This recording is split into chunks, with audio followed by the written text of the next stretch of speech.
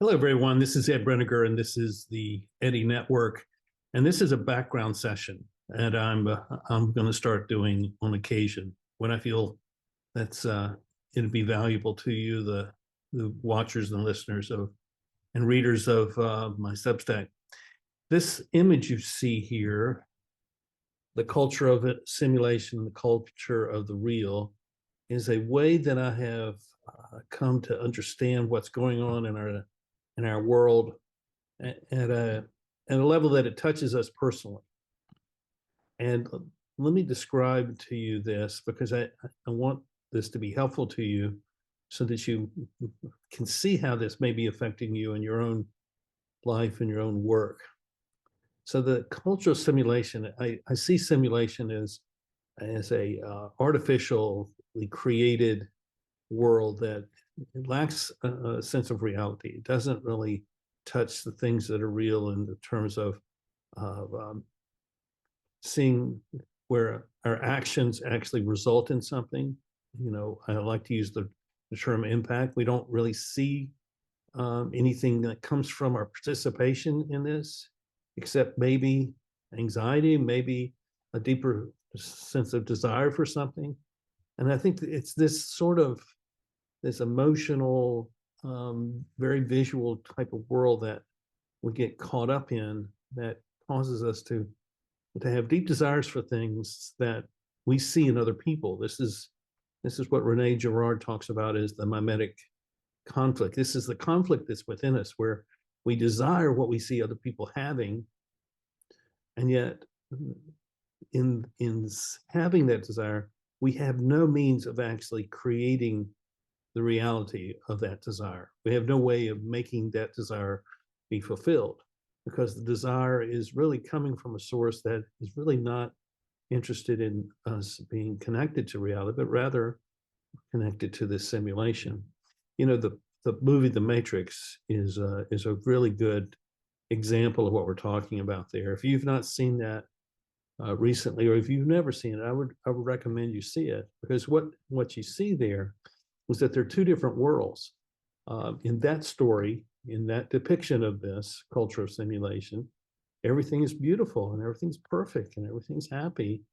And yet there's a kind of a boredom that comes with that. And Neo, who is the computer hacker who is at the center of the story, he knows that there's something else going on, but he doesn't quite grasp it until he encounters Morpheus, and Morpheus makes that offer to him of the red pill or the blue pill. And the blue pill is to stay the same, to continue to live within the simulation of the matrix. And the red pill is to accept reality. And he accepts the red pill, and he finds that reality is harsh, and it's hard, and it's ugly. And but not only that, but he discovers that the way the simulation is set up is actually to extract from people their resources. And in case of the Matrix, they're using human beings to harvest energy because there's a darkness to the sky which does not allow for solar production of energy.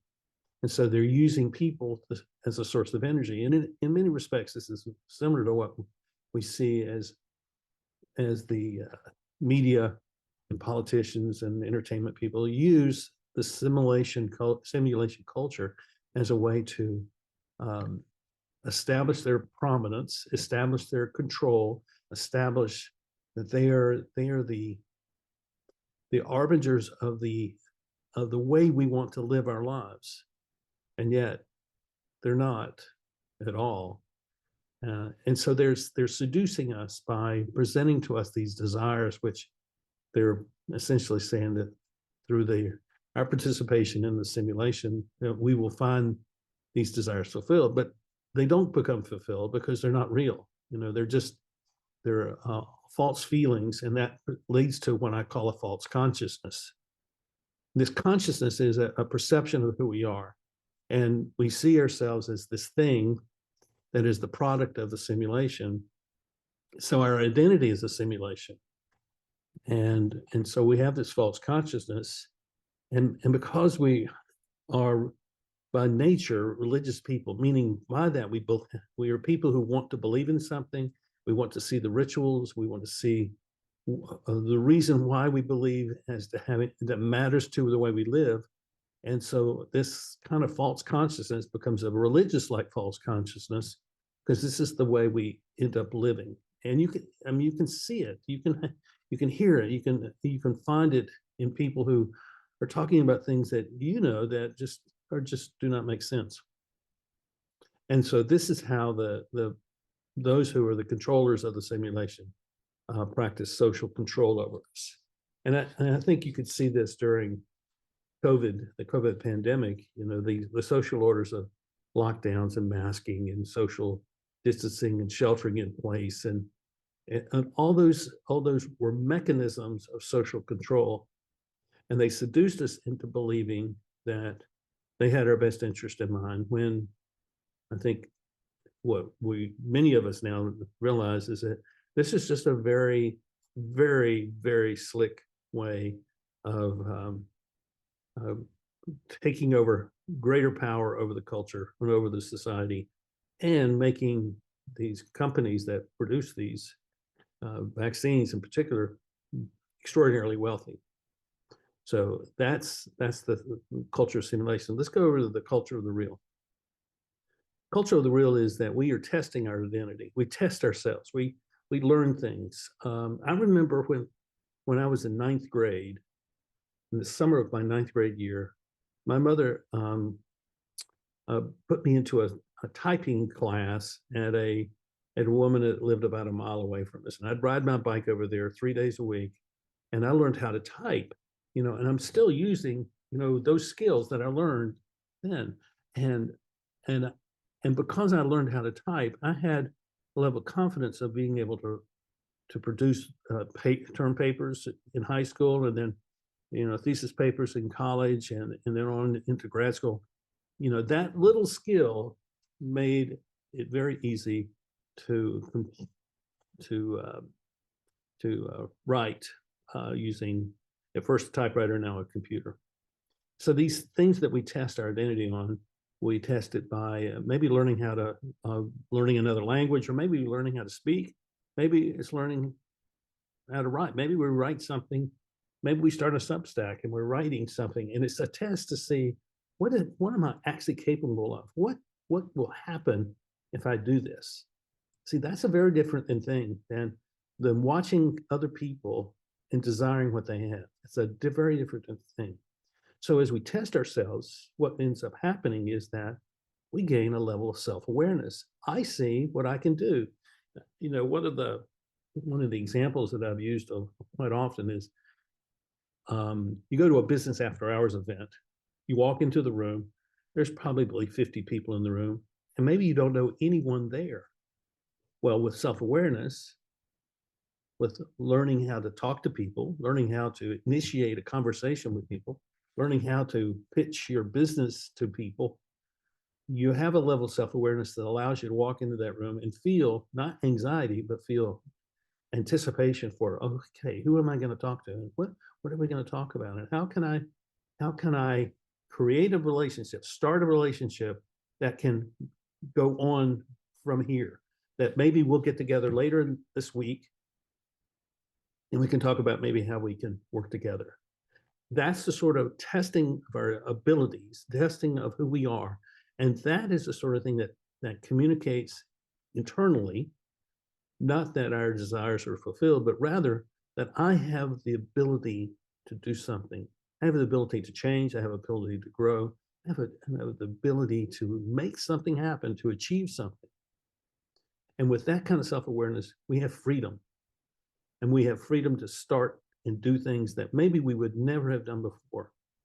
When I started my life as an adult, I had no idea that I'd end up where I am now.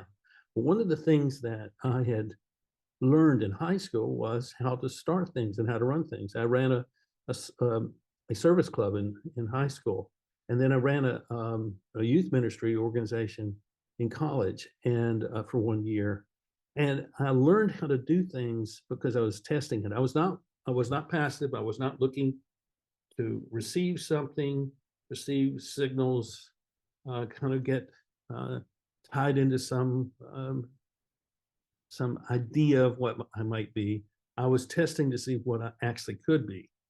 And in doing so, that allowed me to have a greater sense of self-awareness. And it allowed me to say, this is not what I want to do because this is what I want to do. And I know many people have a difficult time with that because they have never learned how to make that kind of decision. So when we test our identity, we come to a clear idea of not just what I am in terms of what my values are, what I like in life, what I want in life, but rather what I can do and how I can carry that set of skills and that kind of expertise forward and to do the things I want.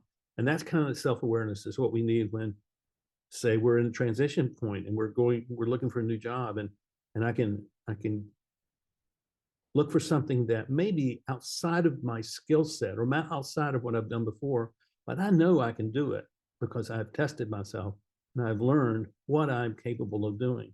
That kind of self-awareness is really valuable. And that allows us to freely make decisions and go in directions that maybe we would never have done so before.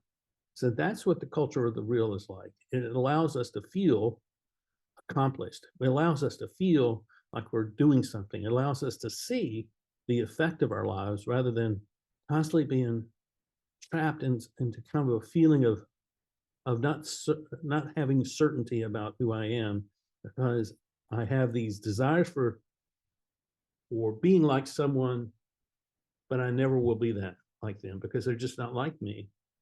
But there's an attractiveness there that I want, and I don't know what to do with it. So that's what. So I wanted to explain this because I think it's important for us to know how to manage our lives in the midst of a very complex world, and the culture of simulation, the culture of real are banging up against one another, and they become intermeshed oftentimes. And being able to say no to something is a way of saying yes to something. I wrote a little book about that called "May Your No Be a Yes," and it's really about making good decisions. But this is what this is all about. I thank you for listening. I hope this has been helpful. When I feel so moved to do this again, I will do so, and I will see you soon. Thank you. Bye bye.